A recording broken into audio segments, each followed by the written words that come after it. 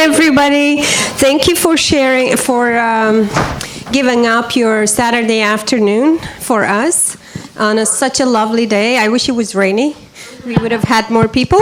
I just want to acknowledge that we are on unceded, traditional and unceded territories of Musqueam, Tsleil-Waututh, Stolo, and Squamish nations, peoples of this country, and we are grateful for the opportunity to present challenging and affirming discussions and films on these lands. And as VTFF, I'd like to say we will continue to question the given histories, systems, and identities through film and discourse in this country and in our country back home in Turkey. I would like to introduce before I introduce the panelists, we have Michael Boucher here. He is the president, the head, the director of the SFU Cultural Programs, our partner. Michael was not here at the gala, so he would just like to say a few words quickly. Thank you, Michael. Great. Welcome, everyone.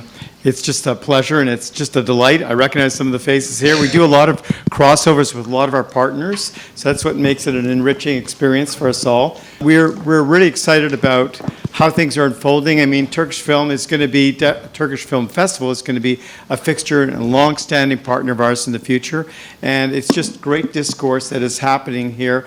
And we love to play the edge in regarding the conversations that happen and the nature of the discourse. We're not afraid to go into the challenging, but we want to make sure that everyone is respectful of that challenge in the process. So anyway, without further ado, have yourselves a great session today. Thank you very much. And I'm going to pass the microphone to Adel Iskandar. Thank you, Adel, for facilitating. It's my honor to have you guys here. Thank you. No, I know. Okay, so let's start. Okay, the title of today's panel is On Screen and Unseen. Okay, all of you have participated in making possible representations of either the self or other. So I want to invite each of you in turn to tell us a little bit about what that negotiation is like. Negotiating what should be on the screen and what shouldn't, and whether or not you have the right to take those decisions. In some cases, you're a filmmaker. In some cases, you're a scriptwriter. You're writing a screenplay. You're writing a play. Or perhaps you are at the whim of the decision makers who are writing these scripts or deciding what comes in and what gets excluded. To what extent do you get to call the shots as to what gets on the screen and what doesn't? And anybody can start us off. I'm a director from Germany, and I belong to a minority there, Turkish workers who went there in the 60s and 70s. My parents went there in the 70s, and I was born and put up there, raised there. So, and the situation of the third, fourth, fifth generation over there is still not so good, I'd say. There is a discourse, I say a fake discourse about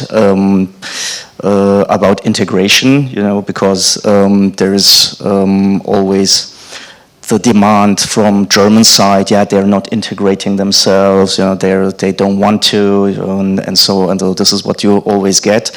But on the other side, over the last 60 years now, the Turkish people went to Germany. The governments, they did not support really the integration processes, I'd say, because mostly they were thinking that in the beginning they were thinking these workers who come would return into Turkey, but this never happened. And Germany, up until 2014 or 15, was still saying that they're not a country of immigration. And so we and then also our children and grandchildren, we're treated still like people who don't belong there. And I think it's important to tell that in advance, because we're here in Canada, and here it's different because this country is based on immigration. So what then happened in Germany all the time was because everybody was thinking that these people go back into their own countries. It was not only Turkish people who went to Germany for work, it was the Italian, the Spanish, the Portuguese, Greek people from South Europe. So South Europe was somehow the industrial reserve army of north of Europe.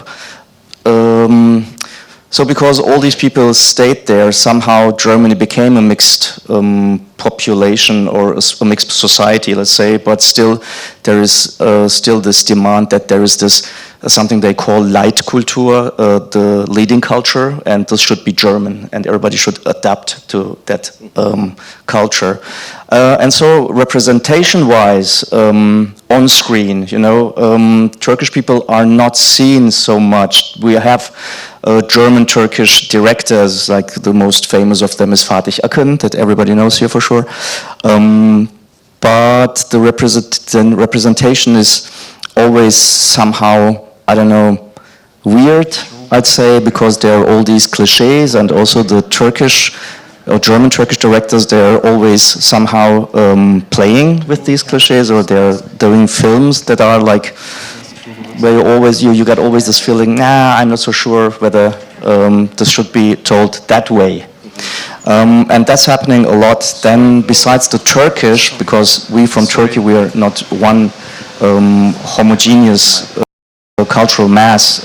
It's very, very diverse. We have the Kurdish people, we have Armenian minorities, we have the Alevi religion, we have the Sunni religion, we have it's a huge country, so there's a lot of things coming together. And Anatolia always was, you know, was a geography where a lot of people just came through, you know. So when we say people from Turkey or Turkish people came to Germany, all this diversity came too. I think that's also important to say. And there is almost no representation of that happening in the media. And the movie that I did, Love, Deutsch, Max and Death, is a film about 60 years of music culture of people from Turkey. I'm not saying Turkish people, people from Turkey, because, you know, to represent all the others too. And during my research while doing this film, I did a huge archival research at German broadcasters. I found a lot of documentary films and a lot of stuff concerning the musical culture of people from Turkey and Germany, but somehow it was just always little. It was always, there was either no representation or misrepresentation, even though, for instance, Turkish artists, they sold millions of albums in Germany, but they weren't represented in the billboards, for instance, even though they were selling like really millions and millions of singles and also albums. And after my movie was premiered in Berlin at the Berlin Film Festival in February, then something happened also in Germany that people, you know, Germans were like stunned how it could be that 60 years of that musical culture that they never heard of it. Like literally, you know, they didn't know nothing about it. They were as virgin to that culture as you are here in Canada, you know. And this is the very stunning thing. And I get now the question, why is that? And I can't tell you. Why? I can just for myself explain it the way, if you make these people visible and these cultures visible, then you somehow have to confront yourself also with the fact that these people are here, and you evaluate them also somehow, you know, and then you have to talk, you know, eye to eye to them on the same level. And I suppose this wasn't wanted. This was not a master plan, you know. There was not one person who's saying, we don't do this way. I think it's a cultural thing, you know, that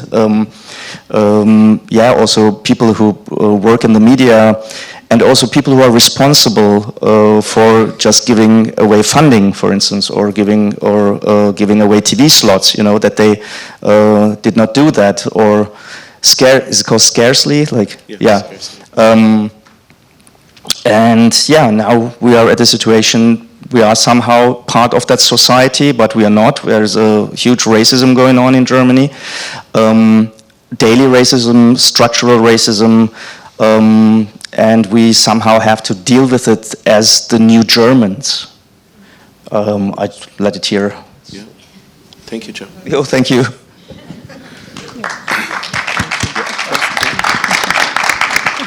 I forgot the question. What was it again? Jem got me excited about so many Oh. different tangents as well. But I was asking, like, to what extent do you think about what is unseen or what is not right. included? Okay. So the first thing I'd like to do is follow in Michael Boucher's suggestion of taking the discussion and the discourse to the edge. And I'd like to say that I am not an uninvited settler here. I am a refugee. I absolutely reject that I am an uninvited settler. I'm a political refugee from Chile, known as Walmapu in the Mapudungun language, in Abiyala, the Guna language for Latin America. The reason I am here is because of the same colonial project that you were referring to earlier. I'm also a victim of that colonial project. I'm a survivor of crimes against humanity, literally, me, my body, because of that colonial project. We did not come here as uninvited settlers, and when we arrived, we were actually welcomed by members of the Tsleil-Waututh and Squamish nations. So it's very important for me to clarify that. Yeah. I am not a colonialist in any way. I do not believe that a group of exploited and oppressed people moving from one place to another immediately means that they are colonizing the indigenous people of that other place. Yeah. So just needed to clarify that. And thank you so much for everything that you just said. Yes, this is a country of immigrants and refugees. And all the space that has been made available in the arts in Canada for racialized people, like those of us on this panel, is thanks to the work of racialized people in this country who have taken huge risks, often have been blacklisted, and had their careers in jeopardy for speaking up and speaking out. I can see you nodding because I'm sure you can relate. Okay, so let me talk about my experience on screen here in Vancouver as a Vancouver-based screen actor. I started to do screen in Vancouver as an actor in the early 90s.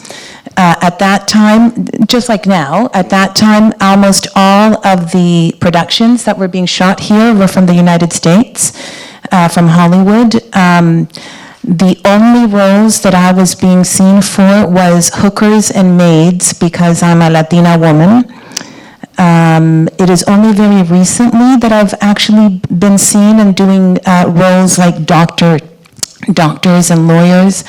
And again, that is thanks to the amazing amount of work that people from marginalized and racialized communities have been doing for the last decades in order to fight those racist stereotypes and those racist depictions of in my case, of Latinx people, of Latinx women on screen. One of the big,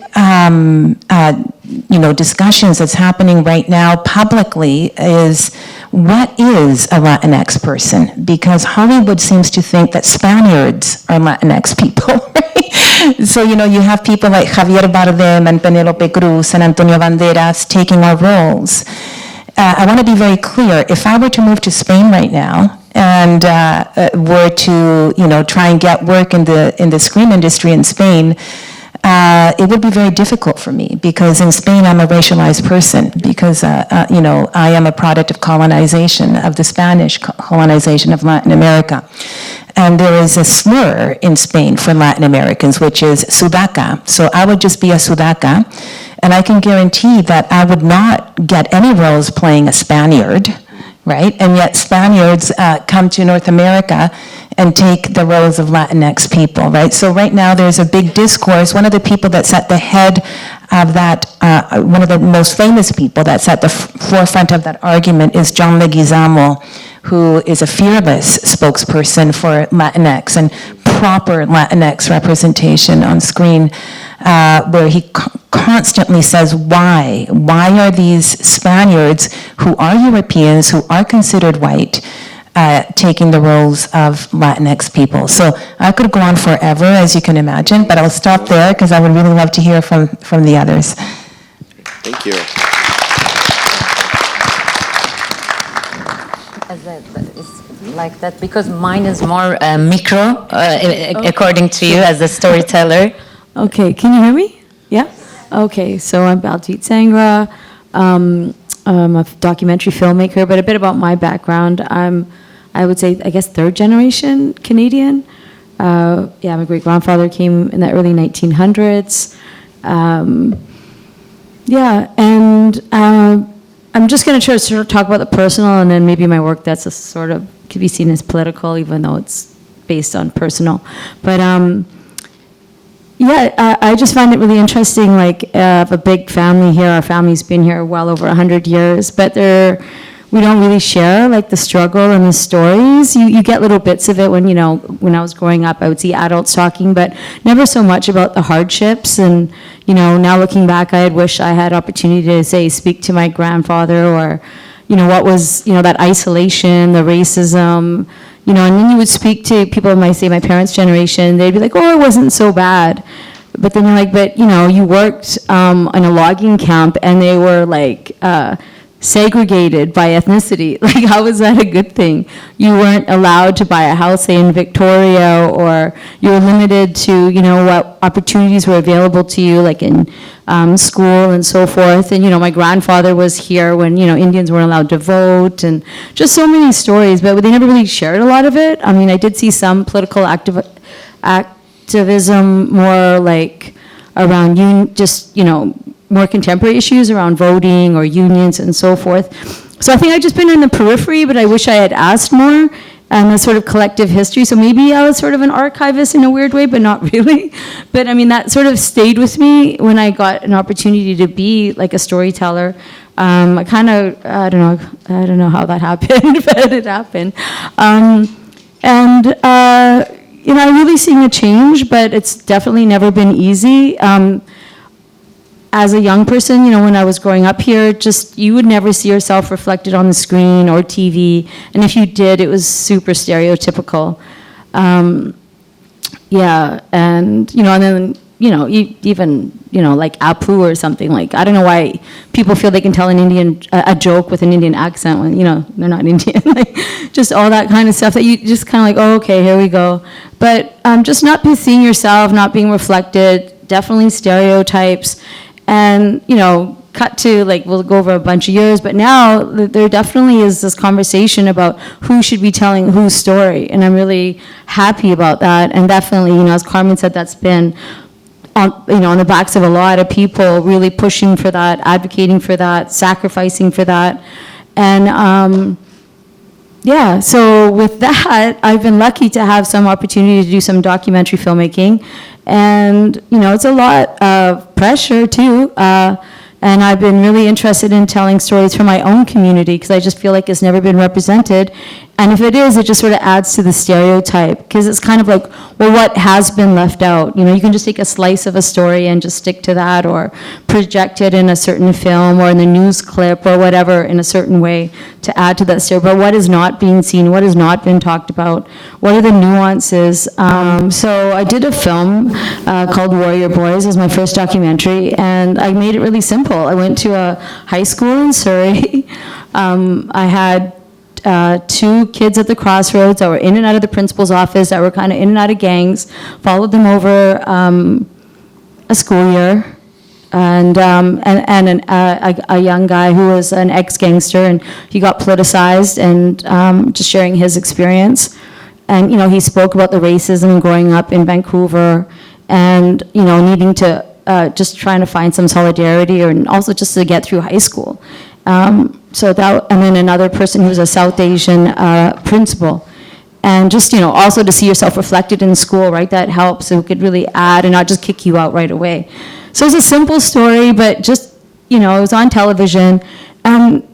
the response from the community was just like, wow. I mean, some kid filmed it on YouTube and put it on his YouTube, and I just like thousands of hits, you know, he just filmed the TV. He had the global in the corner. I'm like, hey, that's my film, man, why are you putting it out there? But anyways, and I'm like, should I make a big deal and get it taken down? But I'm like, no, like people are watching it, whatever. But but that just shows, like, you know, to have yourself reflected back at you, and you know, having the kids share their own story and what they're going through. And it's kind of like, what do you show, what you don't show? So I think I was really kind of conscious of, like, the missing elements, like what's the day-to-day, like what's your, you know, just what's going on in your life, and just building that trust and that vulnerability. And, you know, I did show it to the kids before it went out. I'm like, are you good with this? Because they're gonna have to wear that in school. They could be teased about it, you know? And no, they said, no, we feel good about it. That's okay. Yeah, so I was like, wow. And that's all that really mattered to me, you know? Then I felt like, okay, I got this. And I showed it to everybody that was in the film, the main characters. And I did interview all the politicians, and I cut them all out of the movie. Like, and the police and all of it, all got cut. Just kept it simple. And, you know, sometimes a personal or simple story is so more universal, right? And then, you know, I'm not going to get into my whole filmography, but then, you know, I think I took from that just, you know, the responsibility in telling the stories, but also how important it is, you know. And, you know, I did something on, after dealing with youth, I'm like, I can't chase teenagers all day. Like, it's so hard for filming to make an appointment and all that. I'm going to seniors now. They're going to, like, want to see me. Anyway, then I did a film with seniors, and now South Asian seniors living in care and extended assisted living in Surrey, and there's so much stigma in the South Asian community to have a senior in care. Right away, people would ask, oh, what happened in your family? Why are you living here? And I mean, that wasn't what the movie was about, but it was really, I thought it'd be really, it's just a nice place to see people who probably might not even be friends because they come from such different backgrounds, although they're South Asian, you know, from class, different diasporic countries, like from Fiji, Africa, India, and just meeting here and their stories. And it was just really interesting because, you know, as also when you're a senior, you're very honest. They shared things about senior abuse, feeling neglected, feeling really marginalized in the community, you know, just you know, a lot of interesting things, and also just about life. Some were really inspiring, you know, like this one lady, every Friday she wouldn't speak. She had a sign on her door, she takes silence, and she didn't take food, and she would just meditate all day, and she's like, I need that, like, to get through, and that's my sannyasi. I'm looking to the next stage of my life, and I'm just like, oh my God, I'm just learning so much. But it was so rich, and they were just so happy for me to be there, but there was so much richness in their stories of how they came to be there, like all their trials and tribulations, and work, and it just was remarkable. It was just like a treasure trove of stories that just weren't really shared. So I was really blessed to have that opportunity. And then with Because We're Girls, let's just jump to that. One of the sisters was a friend of mine, so I even felt even more responsibility in telling that story. And, you know, they're so brave to share that they being sexually abused by their cousin, and they took it all the way to the Supreme Court. And so I followed that story in the present, and then I went back to sort of add context, you know, to set the scene, like growing up in a small town, and racism, and pressure to always immigrate, bring people in your family over, and just all, like, what the parents were going through, what they were going through. You know, also there was 3 girls, the father would cry when there was another daughter, like what, so you could, just to give context of maybe why they had a hard time sharing this.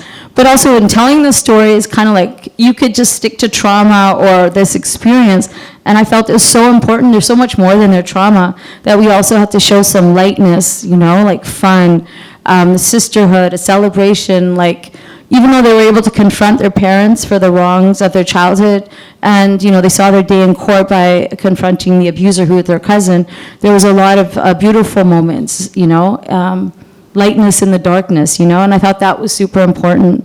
And it's all that nuances that I think I really resonated with that film. So I think we're in a really interesting place right now where, you know, who's telling whose story, how do you tell that story? representation. And I definitely acknowledge it's definitely been, and the work of everybody here has been pushing that envelope to dismantle, to disrupt, and really happy to be here and share my experience.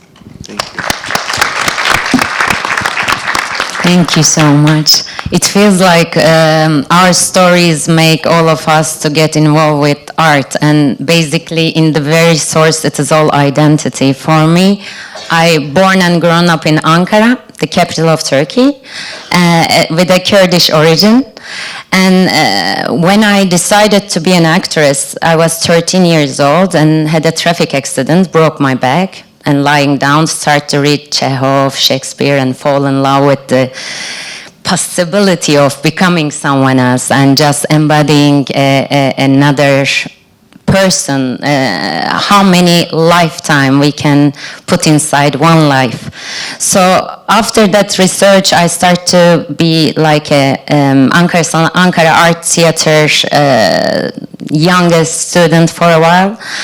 And what was so much driven for me as a Kurdish origin grown up in Ankara, so many moments I was faced with the reality of, because politically a lot of issues were happening at the news. And in the school, in the environment that I am breathing in, anywhere out of my home, I was feeling suppressed because of my identity of being Kurdish.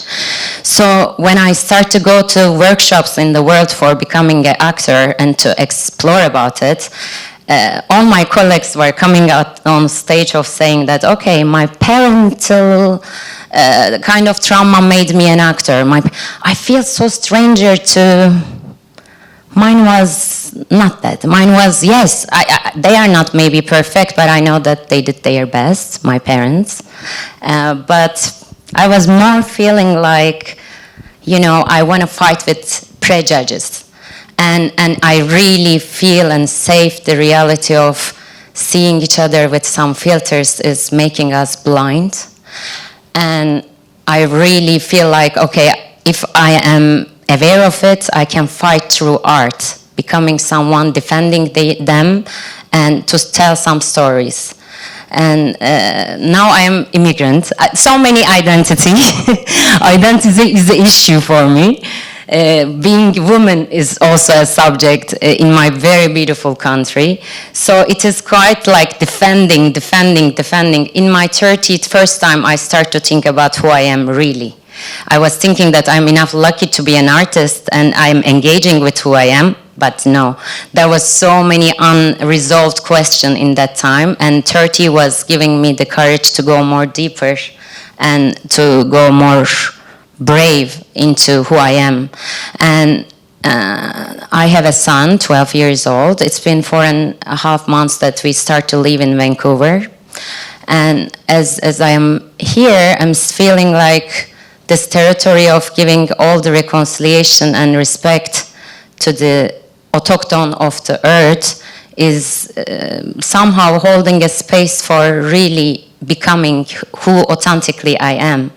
And my journey is still going on. I am willing to tell some stories, and I don't really know what does it mean being Bachim. I'm really, I view it to a little bit fun for me, because I really feel like we are truly connected beyond our names, beyond our stories, beyond our heritage identity.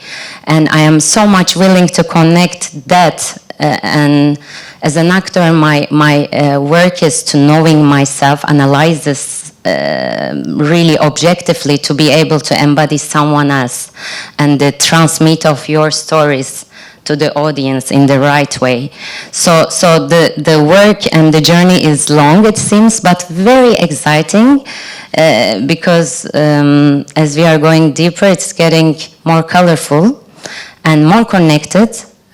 So excitingly, the story is going on for me. Thank you.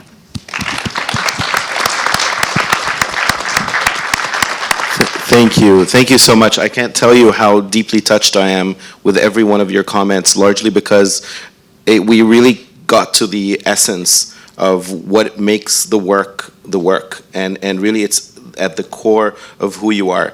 Everything from what you said, Carmen, about, challenging this notion that you are being perceived as part of the colonial project and that you've been settled here against your will.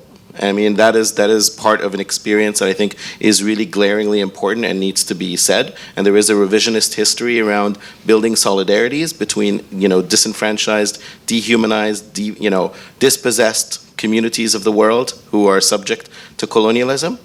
And for all of you, each of you has kind of elaborated and brought out the self. My question wasn't really about who you are or what you do, but that's where identity starts. But also, all of you recognize the fault lines of where you are almost trepidatious about trying to speak on behalf of others. That while you do represent something, that representation is very fraught. Everything from what you said, Jem, about, okay, so what does it mean to be from Turkey as opposed to being Turkish? And then, Palchim, what you described about, trying to figure out what that identity is once that identity moves. And so I want us to kind of revisit the point about the title that deals with the idea of flux. Movement, transmission, and all of us, in one way or another, are a function of identities relocating from place to place. And what does that mean? So can you tell me a little bit more about what that movement, Carmen, you started us off with that actually, about this displacement, uprooting, and exile, and what that means. But if we can kind of elaborate more about this idea of what it means to be moving, and perhaps tell us a little bit more about where you think your identities might go from here, or the identities that you speak of. What does that representation look like in 5, 10, 15 years? How do we imagine those identities in the future? It feels like in the future it's not going to be even a subject, because now through the avatar and metaverse we are talking so many different things. There is no identity there. I am watching it through my son's plays. He's putting wings and choosing an avatar of a feminine woman, and it is just liberating, because whatever they want to become, there's a space for them to explore in that way. So we will be maybe not speaking identity in the way that we are speaking right now. This will be primitive discussion, that's nostalgia, hopefully, in some ways that made us separate. The part that connects us is beautiful, of course. I'm sorry, I just jumped. No, that's great. And there's no order. I mean, I thought he asked you, pardon. No. It's to everyone. And I think maybe we can also talk about this issue of authenticity, because we're always thinking about what is an authentic identity. If an identity is constantly shifting and changing, what does it mean to be authentic, traditional, true to some core? Are we always going to invent and reinvent that? So that's open. I mean, there's no order. Anybody can speak. Authenticity is the subject of, like, we are so many filters of our stories creating is making us unreachable, unreached to our own authentic self. Most of the time we are choosing our attachments on behalf of authenticity because we want to be lovable, we want to be acceptable from the others. So this is where it is, for me, creating a full-time awareness of, okay, I'm doing this, I'm human, it's okay, but why I am doing this, which part is making me far away from my authenticity. These are all like things that I'm thinking, working on a lot, especially right now in my life. Thank you. And now we're going to open this up to the audience. I think Noral has a roving microphone. Thank you for sharing some of your experience. I'm Shiraz, I'm 74 and I'm creator Grandparents Film Festival. And in Germany they have a Grandmothers Film Festival in Munich. So there are some films coming with the stories of elders and so on. But I still find, like, we had a movie last year, Minari, which had a grandmother who got the prize for the best. So what do you think about the representation of elders' stories, especially happy elders, not suicidal elders or dementia, because I think that part is overrepresented in North America. Unlike in Asia, there are a lot of funny. So we don't see many films like Working Class, because there are a lot of stories. We are getting some biographies of women singers, like we had Omara and so on. So And also, you guys are probably in your 30s or 40s or more.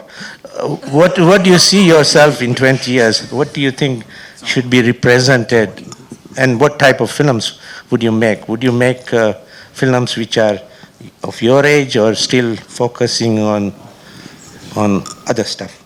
Thank you. I think it's a question. Eh? Okay. We met before. You've been here in 2019 too. You asked the same question. I think in my Q&A, and I was recommending to you some Turkish movies about elderly people, like Pandora's Box. Have you ever watched it? Yeah, you watched it. Wow. Okay. So in my particular case, I'm doing movies and films about the 60s and 70s. So mostly all the people I talk to are old people. Look, Gaspar Noé, he had a new movie called Vortex. That was an amazing film about a couple, old couple, in France, and I think the male part was played by Dario Argento. This is a film I highly recommend. It's an amazing movie, and yeah, films like that are being done, and also the film Rabia Kurnaz that is going to be shown here at the festival. It's tomorrow, right? It's about the woman of a guy who was in Guantanamo. The mother, she plays the mother, and the director of that movie, Andreas Dresen, he did a movie, I think 3 or 4 years before that, about really old people and sexuality, for instance. So there's a lot of that kind of films. Thank you. Okay, next question. Thank you all for your comments, and I appreciate the warmth that you brought to us today. I was wondering how you guys negotiate the polarity between fear and empowerment in your work. Carmen, you are fearless, so I think I know some of your answer, but I would like to know more, Carmen, but as well with the others. There is an element of fear because we are representing, and who are we representing to, and authenticity and all that, but I just wanted to get back to that fear and empowerment because you are in both positions, I think, at least. Thank you. Thank you. I'm glad you think I'm fearless because it's actually not true. And I think that's a really great question because the way that I approach every work that I do is if I'm not terrified, then I don't do it. So if I'm not risking my entire self with every project that I do, then I'm not digging deep enough. Whether it's form, content, ideally both. So I have to be terrified, otherwise I'm just, if I'm not, I'm not digging deep enough, I'm being safe. Yeah. Turkey is a bridge to 4 continents. For it to be pure white, it's impossible. But if you look in the phone book, including my last name, everything starts with the word Öz, which means pure, and Anamasar. So you have everything from Kurdish to, as you were saying, Armenian, all these catchwords are, yes, I support Kurdish people, yes, I support Armenians, yes, I support queers, yes, I am queer. But all these things, you can't be those things in Turkey and talk about authenticity, which is a lot of academic bullshit jargon, I'm sorry. Okay? A lot of what you were saying, except for you, Carmen, I really didn't understand half of what you guys were talking about. First of all, because it's so academic, so inaccessible, for us to be in this room even, okay, that's privilege. So, yes, working class, even working class. The coal miners in Turkey, even if there is films being made about them or stories being told, are they making the film? No, they're not. Same thing with the gentleman in the back. If we want the elder stories, teach them how to use the camera. That's not my job. No, that's what we all have jobs. Yeah. And also to be authentic, it's impossible when you fear. First of all, you can't speak Kurdish in Turkey. It's against the law. You can't be a trans or queer. Well, that's when I grew up. I left 45 years ago, and I grew up in a gypsy neighborhood, and that too. Even my own sisters they have not told their husbands or children that they grew up in Tepecik. As far as they know, they grew up in Karşıyaka. So yes, fear and authenticity is a contradiction.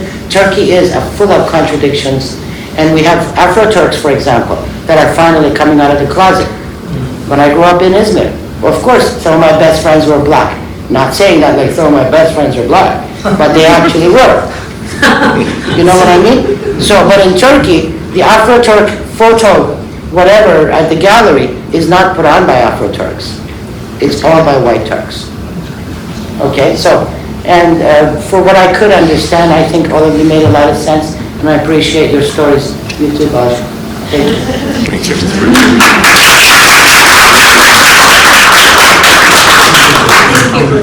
Hi, my name is Ersin and I'm a settler here, and thank you for organizing this panel and festival.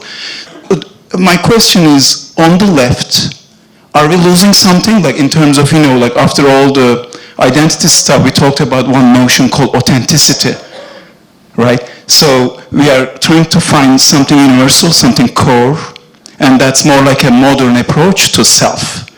So are we going to go back to what is common in humanity in 20, 30 years? That's my question. So what's on the left, like with people, progressive people, what should we be doing? That's one question. And another question is this, I always love this one. We always bring food and, our music to Canada, and we try to show who we are. But what can we bring from Canada to Turkey? Maybe that's for Belgium. What is the one thing or two things that we can bring from Canada to Turkey? Acceptance. Acceptance. Because according to what Burcu said and what you said, authenticity and attachment, I want, it is somehow for what I just said before, but just for to fitting in, we are creating some core belief, and they are killing us. I don't know if any of you know Gabor Mate. He's revolutionizing psychology right now, and he's saying that racism and discrimination is killing us. It is killing us. In Turkey, we are dying. So that's why, for me, for example, I run after my authenticity, and that's why I find myself here. Everybody around me was saying, "Are you fucking crazy? You have your career, you have your things, and now you are leaving." But if I'm not feeling free, and who am I? What am I leaving for, This topic is actually really dear to all of us as progressive people, gathered here today to discuss this is already as itself a big thing. My only short point is, as human beings, none of us choose where we are born, who our parents are. We somehow born somewhere. And that's why it's so important to discuss this identity issue. And also from Carmen's point of view, we are mostly for the workers' rights and social movements and all that. And I believe when it comes to be the workforce or anything like that, or the system we are sometimes questioning and trying to change,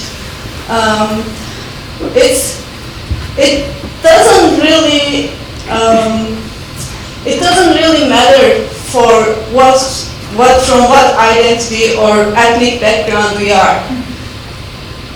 When it comes to, for example, a factory owner, if they want to exploit those people working there, they don't really distinguish between what ethnicity they are. It doesn't matter.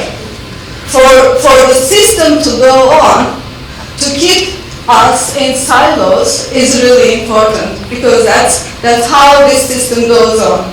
Then we are all distracted, we are just clashing with each other, and we actually lose that unity which Ersin was talking about. Thank you so much.